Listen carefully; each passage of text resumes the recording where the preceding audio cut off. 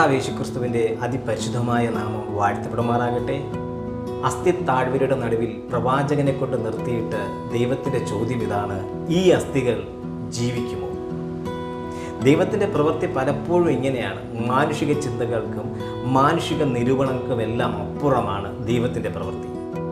ഇവിടെ ജനം പറയുന്നു, ഞങ്ങളുടെ പ്രത്യാശയ്ക്ക് ഭംഗം വന്നു, ഞങ്ങൾ തീരെ മുടിഞ്ഞിരിക്കുന്നു.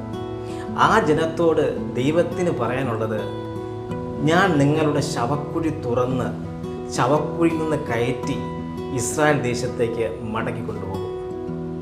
അതേ പ്രിയമുള്ളവരെ, യെഹെസ്കേൽ പ്രവാചകൻ ഒരു സംശയവും കൂടാതെ അതിനോട് പ്രവചിക്കുകയും അസ്ഥിയോട് ചേരുകയും ഒരു സൈന്യമായി എഴുന്നേറ്റ് നിൽക്കുകയും ചെയ്തു.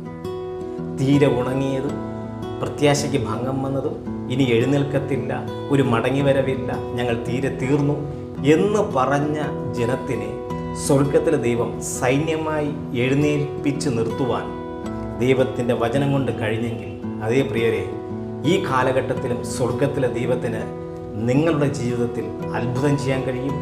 വിശ്വസിക്കുക, ദൈവം സഹായിക്കും. God bless you.